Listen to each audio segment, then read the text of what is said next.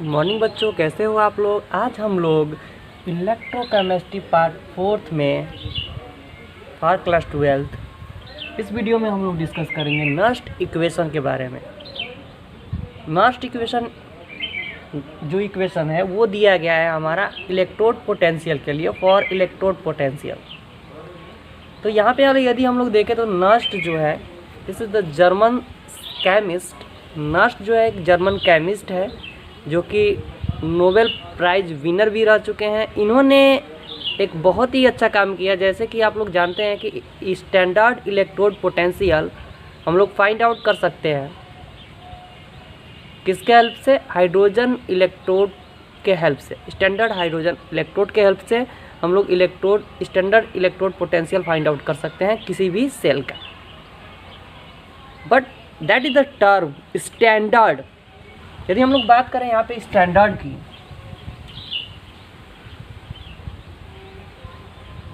Standard term means at STP and कोई भी solution है और कोई भी सेल है, उस सेल का जो साल्ट सॉल्यूशन है उसका जो कंसंट्रेशन है वो हमेशा कितना होगा, 1 मोलर ही होगा। 1 मोलर ही होगा स्टैंडर्ड के लिए। इस कंडीशन में हम लोग standard electrode potential find out कर सकते हैं हाइड्रोजन इलेक्ट्रोड का यूज करके। सेकेंड चीज़, यहाँ पे जो है सिंपल टेम्परेचर प्रेशर, यानी कि जो टेम्परेचर होना चाहिए हमारा 298 kelvin, this is the room temperature.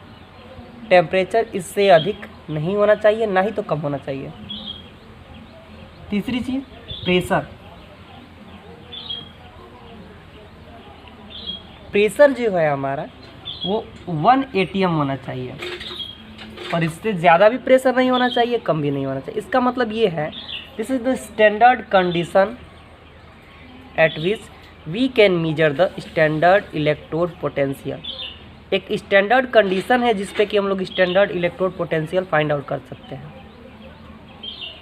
But in the case, उस केस के लिए जहाँ पे स्टैंडर्ड परिस्थिति ना हो, स्टैंडर्ड कंडीशन ना हो, उसके लिए नस्ट ने इक्वेशन दिया जिसके हेल्प से हम लोग electrode potential, simple electrode potential find out कर सकते हैं।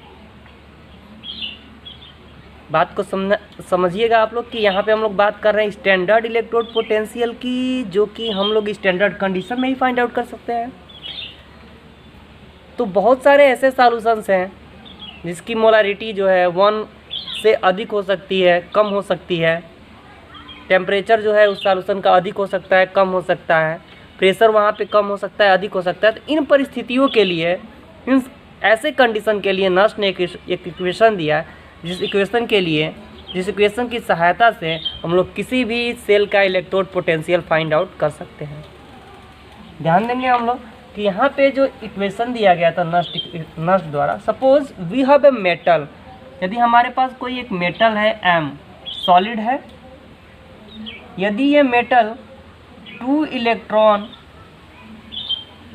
इलेक्ट्रॉन यदि इस मेटल से निकल जाते हैं किसी एक पार्टिकल से, एक यहाँ पे हम लोग मेटल के पार्टिकल को ले रहे हैं कि किसी एक से, यानी कि मेटल से 2 इलेक्ट्रॉन रिमूव हो रहे हैं, एग्जिट कर रहे हैं, तो यहाँ पे 2 इलेक्ट्रॉन जो है निकल जाते हैं। तो ये एक किसी इलेक्ट्रोड का साइन है जो कि पॉजिटिव इलेक्ट्रोड है, जिस पे ऑक्सीडेशन हो रहा है। देख रहे हैं आप लोग, एनोड पे होता है ऑक्सीडेशन, ऑलरेडी पढ़ रहा है आप लोगों को।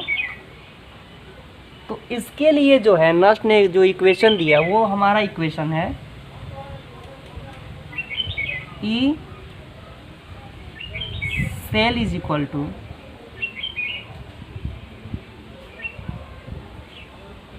E not cell minus RT upon NF ln U। कुछ चीज़ें इसमें हम लोग को जानना होगा कि नस्ट ने जो इक्वेशन दिया था वो यहाँ पे E सेल जो कि हमारा क्या है, इलेक्ट्रोड पोटेंशियल है,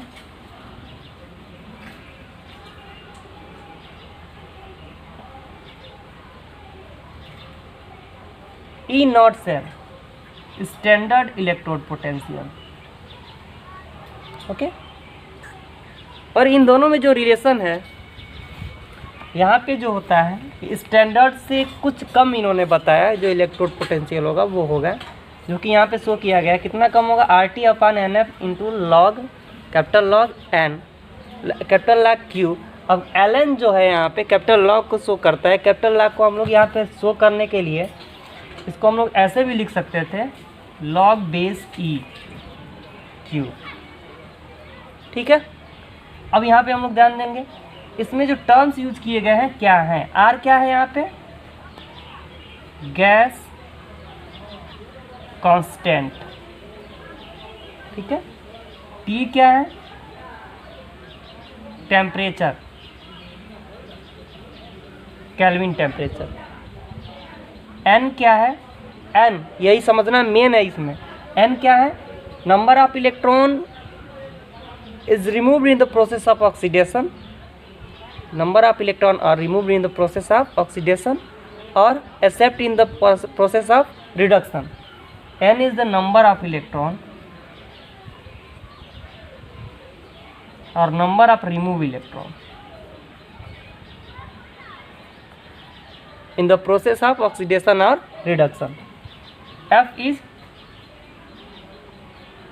Faraday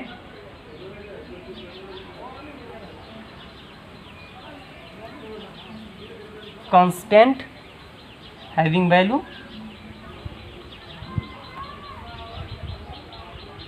96,485. This is approximately equal to 96,500 coulomb. Okay, and R is the gas constant having value 8.31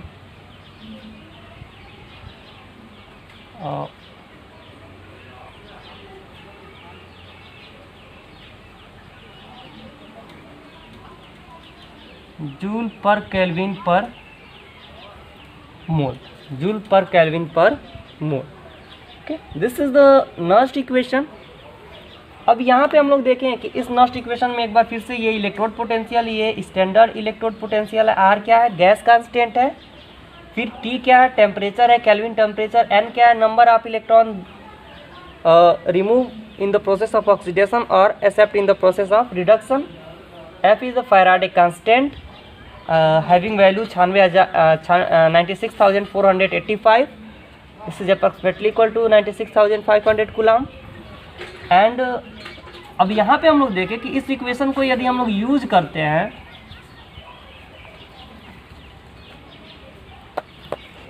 इस इलेक्ट्रोड के लिए, ये सिंपल इलेक्ट्रोड के लिए जो कि दिया गया है, इस इलेक्ट्रोड के लिए हम लोग इस इक्वेशन का यूज़ करते हैं, तो ये इस इक्वेशन को हम लोग किस फॉर्म में कन्वर्ट करके लिख सकते हैं। ध्यान देंगे यहाँ पे इस सेल के जगह पे हम लोग इलेक्ट्रोड के लिए जो काउंट करना है, तो यहाँ पे जो मेटल इलेक्ट्रोड है उसके लिए हम लोग काउंट कर रहे हैं। तो मेटल जो है उसको लिखेंगे हम लोग M2+/M। This is the electrode potential of the given electrode is equal to E0 M2+/M. This is the standard electrode potential of the given electrode minus R, gas constant having value 8.31 joule per Kelvin per mole. T is the Kelvin temperature. N is the number of electron which exist in this process, 2 electron. Here how many electron is exist? 2, exact 2 electron. And F is Faraday constant, F ln Q. Q is the equilibrium constant, and we know that for the find the equilibrium constant we can use the process the concentration of the product upon the concentration of the reactant. Here the given the concentration of product upon concentration of reactant. तो यहाँ पे इस process का हम लोग use करके equilibrium constant find out करते हैं। दिस इज द, यहाँ पे Q जो है इक्विलिब्रियम कांस्टेंट का उल्टा होता है Kc is equal to 1 by q, then we can write m upon m2 plus. Okay, किसी भी सॉलिड मेटल का जो कंसंट्रेशन होता है वो यूनिट होता है 1 मान लिया जाता है, इसलिए यहाँ पे m की वैल्यू कितनी हो जाएगी, 1 हो जाएगी। Then we can write this equation em2 plus upon m is equal to E not m2 plus upon m minus R T upon 2f ln 1 upon m2 plus. अब यहाँ पे कुछ चीज़ें देखेंगे कि यदि हम लोग इस इक्वेशन को थोड़ा सा और आगे बढ़ाना चाहें तो इजीली हम लोग इसको फॉरवर्ड कर सकते हैं। जैसे कि यहाँ पे हम लोग r की वैल्यू पुट कर देंगे। r की वैल्यू कितनी है, 8.31। ओके, फिर हम लोग देखें जूल पर केल्विन पर मोल। t की वैल्यू है हमारा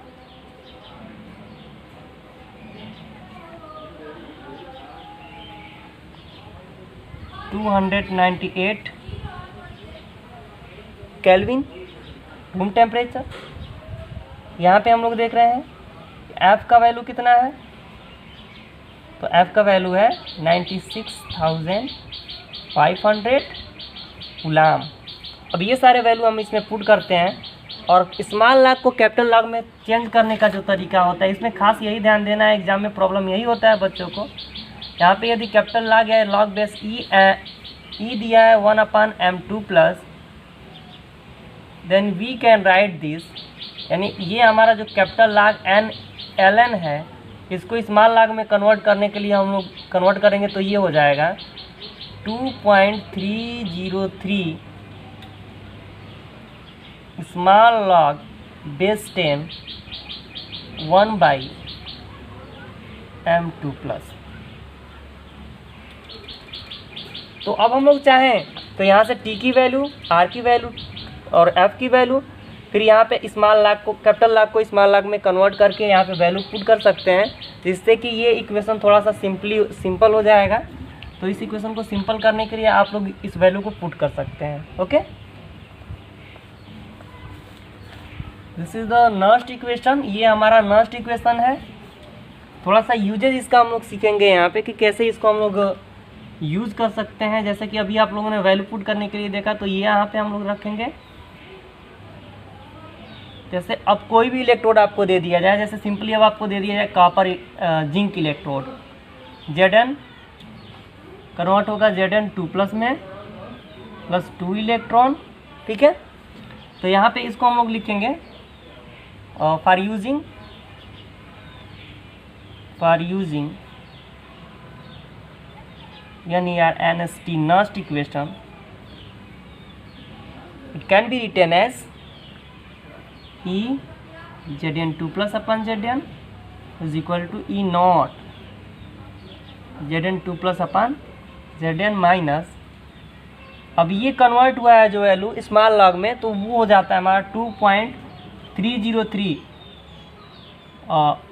T टेम्परेचर पुट करते हैं यहाँ पे, फिर N number of electron 2f Faraday constant into log base 10, और यहाँ पे जो हमारा कंसंट्रेशन है कितना हो जाएगा Zn अपन Zn2 प्लस, तो यूनिट होगा सॉलिड Zn का तो 1 मान लेंगे, और Zn2 प्लस एक्वस जो है इसको हम लोग यहाँ पे पुट कर देते हैं। तो यदि हमारे यहाँ पे ऑक्सीडेशन हो रहा है जिंक पे, तो जिंक के लिए हमारा जो ऑक्सीडेशन रिएक्शन है इसके लिए हम लोग नेक्स्ट इक्वेशन ऐसे लिख सकते हैं। अगर यहाँ पे आपका टेम्परेचर दिया है तो उस टेम्परेचर पे हम लोग फैराडे कांस्टेंट की वैल्यू रखेंगे, और स्टैंडर्ड इलेक्ट्रोड पोटेंशियल का जो इलेक्ट्रोकेमिकल सीरीज है उसमें से हम लोग स्टैंडर्ड इलेक्ट्रोड पोटेंशियल की वैल्यू रखेंगे, और फिर देखेंगे कि सॉल्यूशन जो है उसमें जिंक का कंसंट्रेशन कितना है उसका वैल्यू यहाँ पे रखेंगे, तो हमको यहाँ से इलेक्ट्रोड पोटेंशियल काउंट हो जाएगा। एक बार फिर से देख लें कि यहाँ से इलेक्ट्रोड पोटेंशियल हम इस इलेक्ट्रोड का कैसे काउंट कर सकते हैं। इस इलेक्ट्रोड का इलेक्ट्रोड पोटेंशियल काउंट करने के लिए जो स्टैंडर्ड इलेक्ट्रोकेमिकल सीरीज में वैल्यू दी गई है जिंक की, वो रखेंगे सबसे पहले यहाँ पे। टी की वैल्यू, टेम्परेचर जो दिया है वो रखेंगे, किस टेम्परेचर पे आप लोग ये कैथोड को रखे हैं। फैराडे कांस्टेंट 96,500 रख सकते हैं हम लोग। लॉग बेस 10 जिंक यानी जिंक का जो कंसंट्रेशन होगा उसको हम लोग यहाँ पे नोट करेंगे और इससे हम लोग इलेक्ट्रोड पोटेंशियल इजीली काउंट कर सकते हैं। तो नस्ट इक्वेशन का यूज करके हम लोग इलेक्ट्रोड पोटेंशियल किसी सेल का किसी एक पर्टिकुलर इलेक्ट्रोड का कैसे काउंट कर सकते हैं ये आपने इजीली देखा। अब यहाँ पे हम लोग कोई यदि सेल ले लें, ये तो कोई हाफ सेल था, यदि यहाँ पे हम कोई सेल ले लें तो उस सेल का इलेक्ट्रोड पोटेंशियल हम लोग नस्ट इक्वेशन का यूज़ करके कैसे फाइंड आउट करते हैं इसके बारे में अब हम लोग डिस्कस करेंगे।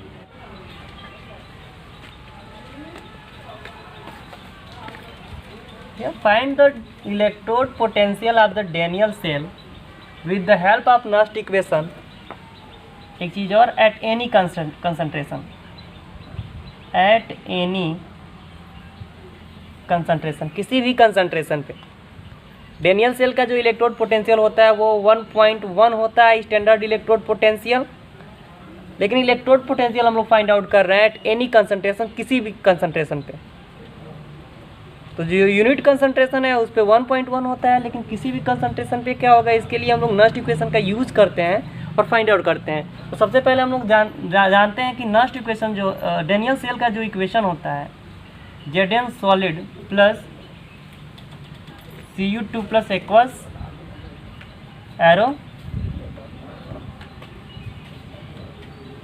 Zn2 plus aqueous plus Cu solid. एक चीज़ हमको जाना जरूरी है कि जिंक यहाँ पे क्या है, एनोड है, और कॉपर क्या है, तो ये कैथोड है। अब हम लोग देखेंगे इसको कि कैसे हम लोग डैनियल सेल का यूज़ नस्ट इक्वेशन का यूज़ करके डैनियल सेल का इलेक्ट्रोड पोटेंशियल निकालते हैं। तो सबसे पहले आप लोग यहाँ पे देखेंगे कि जो जिंक है, तो जिंक के हम लोग एनोड के लिए जो डैनियल सेल नस्ट इक्वेशन लिखेंगे सबसे पहले हम लोग, तो जैसे हम लोगों ने जिंक के लिए सबसे पहले लिखा था बिल्कुल वैसे ही इसको यहाँ पे राइट करेंगे। For Nernst equation for zinc anode, तो जिंक एनोड के लिए अब यहाँ पे हम ये लिखते हैं, तो यहाँ पे हमारा नस्ट इक्वेशन हो जाएगा E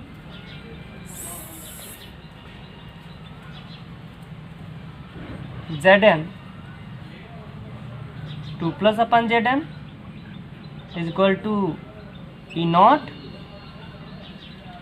Zn 2 plus upon Zn standard minus 2.303 okay RT upon 2F into log 1 upon Zn 2 plus. This is the equation number first. तो हम लोग देखेंगे यहाँ पे फॉर कॉपर कैथोड, तो कॉपर कैथोड के लिए हम लोग यहाँ पे लिखते हैं, तो नेक्स्ट इक्वेशन हो जाएगा ई Zn 2 प्लस, लिखना सीखना होगा आप लोग को धीरे धीरे, is equal to E not sorry Cu है यहाँ पे कॉपर, फिर यहाँ पे Cu2 plus upon Cu minus 2.303 RT upon number of electron 2 है यहाँ पे भी, तो 2 ही रखेंगे 2F लॉग। अब इसका कंसंट्रेशन के लिए हम लोग 1 upon concentration of Cu2 plus, this is the equation number 2। ठीक है, तो ये तो दो हमारा इक्वेशन हो गया। अब इस इक्वेशन के हेल्प से हम लोग क्या कर सकते हैं कि इसका इलेक्ट्रोड पोटेंशियल फाइंड आउट करेंगे। कैसे फाइंड आउट करते हैं ध्यान से देखेंगे आप लोग। यहाँ पे अब हम लोग करेंगे क्या, we know that from the EMF of the cell, E cell is equal to E anode minus E cathode. ये होता है हमारा EMF ऑफ द सेल से, EMF ऑफ सेल ये होता है जो हम लोग पढ़ चुके हैं।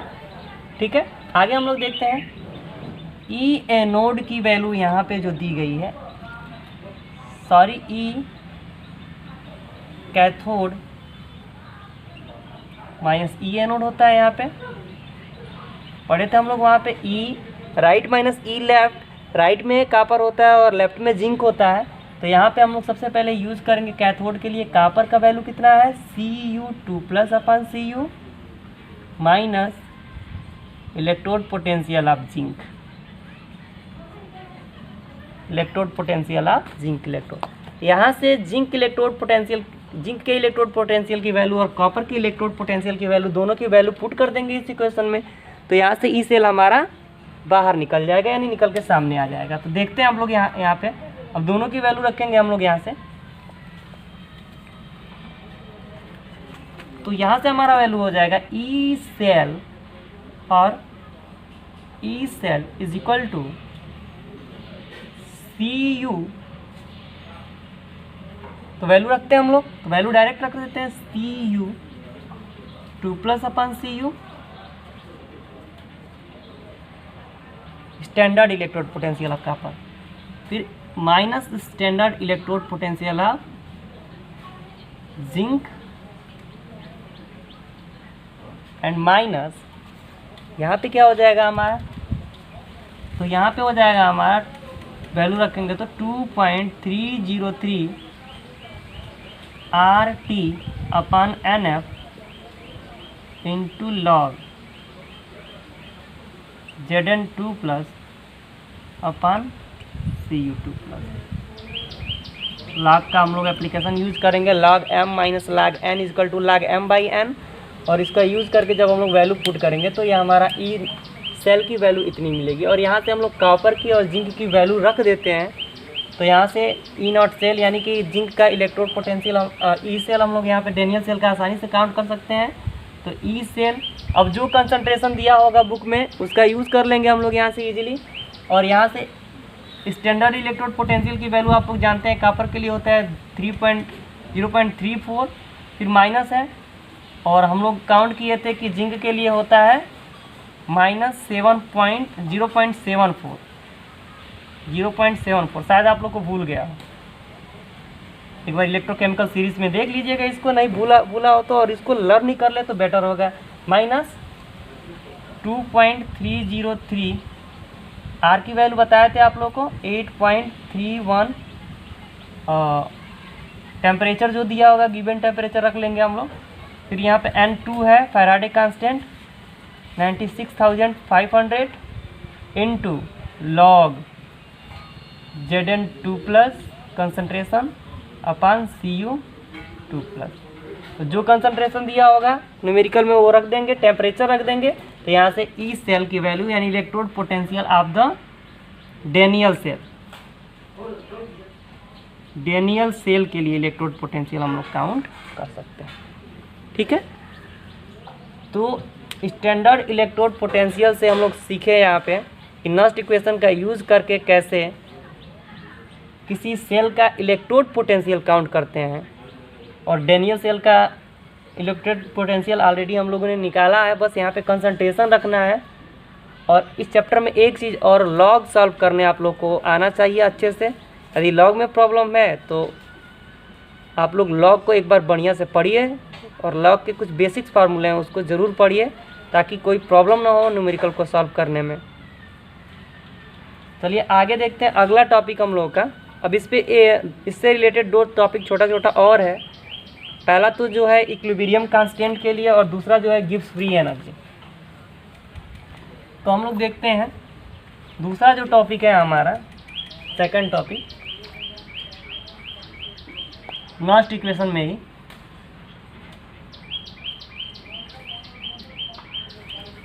इक्विलिब्रियम कांस्टेंट कैसे लेंगे। अब हम लोग यहाँ पे कि किसी भी सेल के लिए हम लोग क्या कर रहे हैं कि इक्विलिब्रियम कंडीशन में, यानी कि उसके इक्विलिब्रियम कंडीशन में यानी इक्विलिब्रियम कांस्टेंट की वैल्यू निकाल रहे हैं नस्ट इक्वेशन का यूज़ करके। यानी नस्ट इक्वेशन का यूज़ करके हम लोग किसी सेल के लिए इक्विलिब्रियम कांस्टेंट Kc की वैल्यू निकालते हैं यहाँ पे।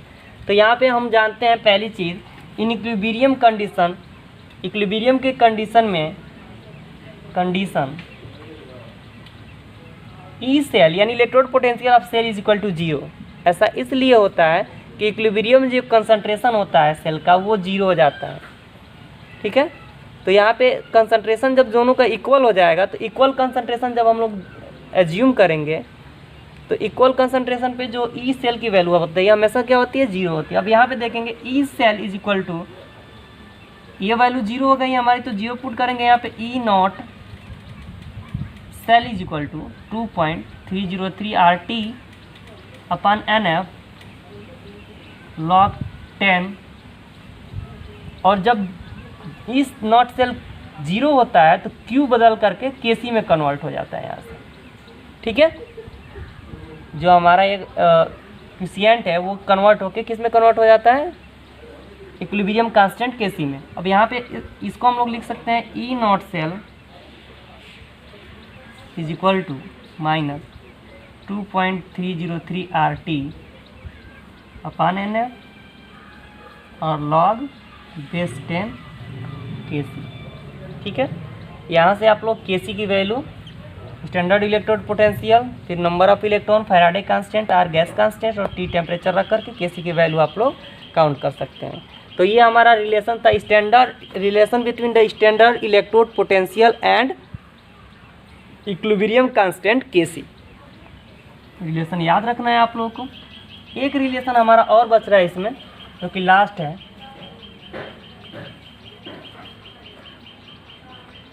Gives free energy.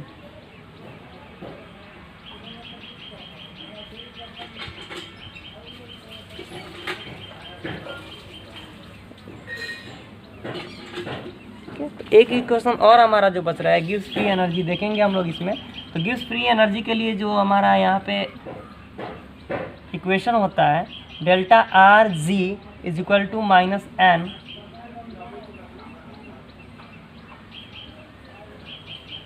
F E cell, ठीक है। तो यहाँ पे गिव्स फ्री एनर्जी के लिए जो हमारा रिलेशन होता है, delta R G is equal to minus N F E cell और ई नॉट सेल होता है। यहाँ पे ई सेल नहीं होता है, ई नॉट सेल होता है। यानी स्टैंडर्ड इलेक्ट्रोड पोटेंशियल हम लोग को ऑलरेडी पता है, एफ की वैल्यू पता है, एन की वैल्यू पता है। तो यहाँ से हम लोग क्या कर सकते हैं, डेल्टा आर जी की वैल्यू यानी गिव्स फ्री एनर्जी यहाँ से काउंट कर सकते हैं किसी सेल के लिए। तो इस सेल इक्वेशन का यूज़ करके हम लोग किसी सेल के लिए गिव्स फ्री एनर्जी काउंट कर सकते हैं। एन नंबर ऑफ इलेक्ट्रॉन है जो ऑक्सीडेशन में रिमूव होता है, एफ क्या है यहाँ पे, Faraday constant, E not cell EMF of the cell है स्टैंडर्ड कंडीशन में। तो ये हमारा इक्वेशन है गिव्स फ्री एनर्जी के लिए। और हम लोग नस्ट इक्वेशन का भी यूज़ करके गिव्स फ्री एनर्जी काउंट कर सकते हैं। नस्ट इक्वेशन का यूज़ करके आप सबसे पहले क्या करेंगे, ई नॉट सेल निकाल लेंगे। ई नॉट सेल निकालने के बाद फैराडे कांस्टेंट और एन की वैल्यू पुट कर देंगे, तो डेल्टा आर जी जो कि सिंबल है गिव्स फ्री एनर्जी का, वो काउंट। यहाँ पे देखेंगे कि हम लोगों को नस्ट इक्वेशन के बेस पे एक न्यूमेरिकल दिया हुआ है जिसको हम लोग को सॉल्व करना है। नस्ट इक्वेशन के बेस पे जो न्यूमेरिकल दिया है वो पढ़ते हैं इसको एक बार फिर से। Find the EMF of the cell at 298 kelvin temperature, Mg solid, Mg2+। ये सेल इक्वेशन दिया हुआ है, यानी सेल को रिप्रेजेंट करने के लिए एक रिप्रेजेंटेशन दिया हुआ है। सेल को ऐसे रिप्रेजेंट किया जाता है। इसमें आप लोग ग्रेनियल सेल का देखे थे, बिल्कुल वैसा ही कोई एक सेल है जो सिल्वर और मैग्नीशियम से बना हुआ है। इसके लिए Mg की वैल्यू कंसंट्रेशन दी हुई है 0.1 m। फिर यहाँ पे सिल्वर का जो कंसंट्रेशन 1 × 10⁻⁻4 m दिया हुआ है और Ag का S दिया हुआ है। मतलब Ag क्या है यहाँ पे, सॉलिड है। ध्यान देंगे यहाँ पे कि जो लेफ्ट हैंड साइड में है वो हमारा कैथोड होगा और राइट हैंड साइड में जो होगा वो एनोड होगा। तो यहाँ पे हम लोग सेल में देखेंगे कि सेल इक्वेशन हमारा अभी बैलेंस नहीं है। तो यहाँ पे हम लोग क्या करते हैं कि इसको बैलेंस करने के लिए यहाँ पे Ag के लिए यहाँ पे 2 है, ठीक है, 2 है। तो यहाँ पे हम लोग इसके आयंस को 2 करने के लिए क्या करते हैं, यहाँ पे 2 का मल्टीप्लाई कर देते हैं, ठीक है। और यहाँ पे भी हमारा क्या हो जाता है, 2 हो जाता है। यानी हम करेंगे क्या कि नंबर ऑफ, जैसे ऑक्सीडेशन और रिडक्शन का जो रिएक्शन है, ध्यान दे लीजिए थोड़ा सा यहाँ पे Mg, तो ये Mg2+ और +2e, ओके। और फिर Ag का देखें हम लोग, तो Ag प्लस और फिर एरो, फिर Ag + E। तो हम इस इक्वेशन में 2 का मल्टीप्लाई कराएंगे, ठीक है। तो कंसंट्रेशन में भी 2 का मल्टीप्लाई हो जाएगा यहाँ पे, और सॉलिड में भी मल्टीप्लाई हो जाएगा। और यहाँ पे ये 2 इलेक्ट्रॉन एक्सेप्ट कर रहा है।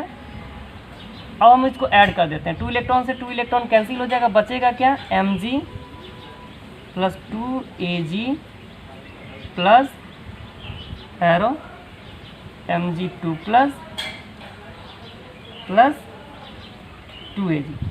इक्वेशन को ध्यान से देखेंगे, ये हमारा सेल इक्वेशन पता चलता है यहाँ से, इसमें से कंसंट्रेशन क्या है यहाँ पे ट्वाइस है, यानी ये कंसंट्रेशन ट्वाइस हो जाएगा।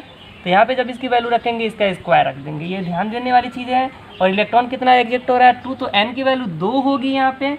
अब हम इस इक्वेशन को नस्ट इक्वेशन का यूज करके सॉल्व करते हैं इस क्वेश्चन को। तो नस्ट इक्वेशन से हम लोग जानते हैं ई सेल, तो ई सेल के जगह पे हमारा क्या है यहाँ पे ध्यान देंगे, ई सेल काउंट करना है, जिसके लिए ई नॉट सेल काउंट करना होता है। और इसमें से कैथोड और एनोड के स्टैंडर्ड इलेक्ट्रोड पोटेंशियल को हम लोग क्या करते हैं, घटाते हैं। इसका इलेक्ट्रोड पोटेंशियल दिया हुआ है यहाँ पे, इक्वेशन लिख लेते हैं पहले, E naught Ag plus upon Ag minus E naught, फिर यहाँ पे Mg 2 plus upon Mg, okay. फिर माइनस, ध्यान दे लेंगे यहाँ पे हम लोग माइनस, फिर यहाँ पे हो जाएगा हमारा 2.303 अपन RT अपन NF और इनटू लॉग क्या क्या है यहाँ पे, तो कंसंट्रेशन ऑफ Mg जो है ऊपर हो जाएगा क्योंकि इस पे ऑक्सीडेशन हो रहा है, और कंसंट्रेशन ऑफ Ag 2 हो जाएगा यहाँ पे। तो यहाँ पे हम लोग यदि हम लोग कंसंट्रेशन के टर्म में इसको लिखते हैं तो ये कंसंट्रेशन का स्क्वायर हो जाएगा, यानी Ag प्लस का स्क्वायर। अब इस इक्वेशन में हम लोग को क्या करना है कि वैल्यू पुट कर देना है, कुछ करना नहीं है यहाँ पे हम लोग को। तो E cell is equal to E not की वैल्यू यहाँ पे दी हुई है, कितना है यहाँ पे Ag के लिए स्टैंडर्ड इलेक्ट्रोड पोटेंशियल माइनस 0.80।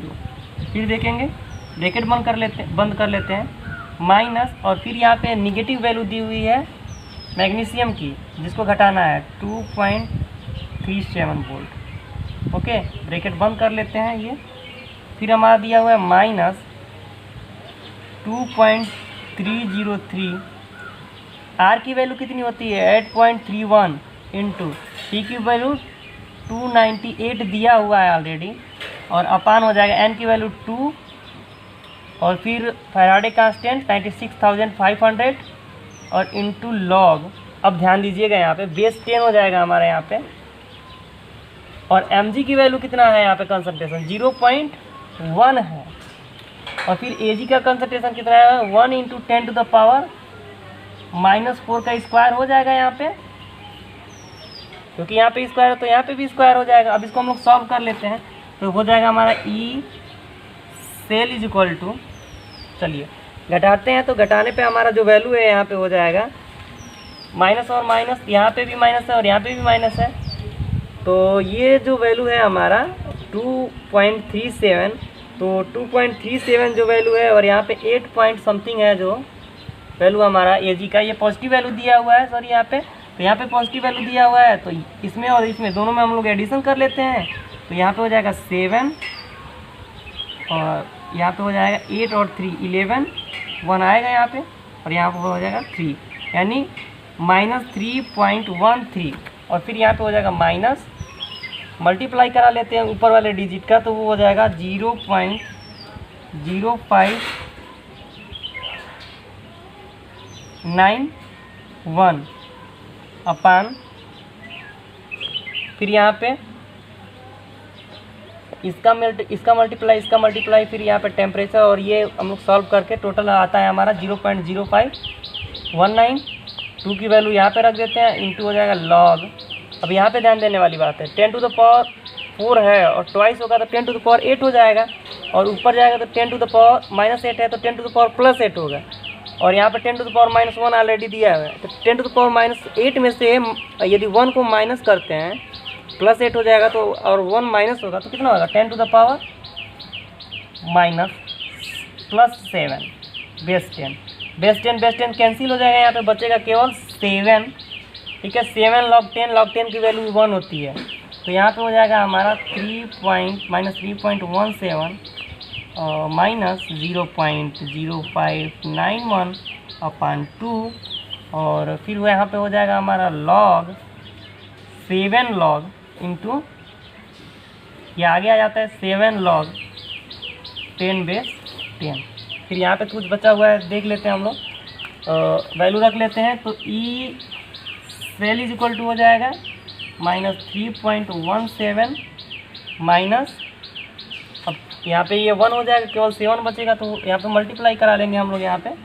तो बचेगा क्या हमारा 7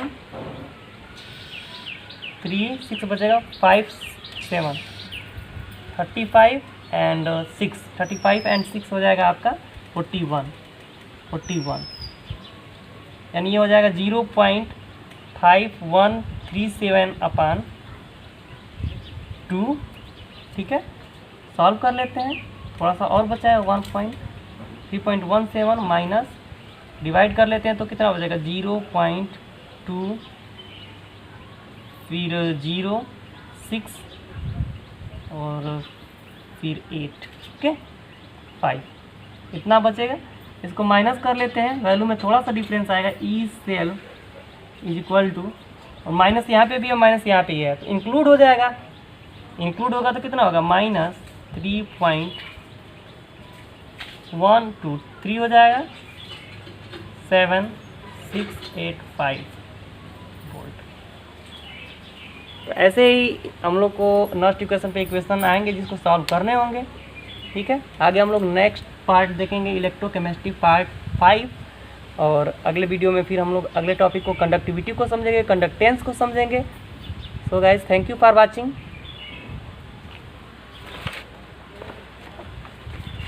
हम तो चुप बैठे तुम चुप बैठो ढोल ना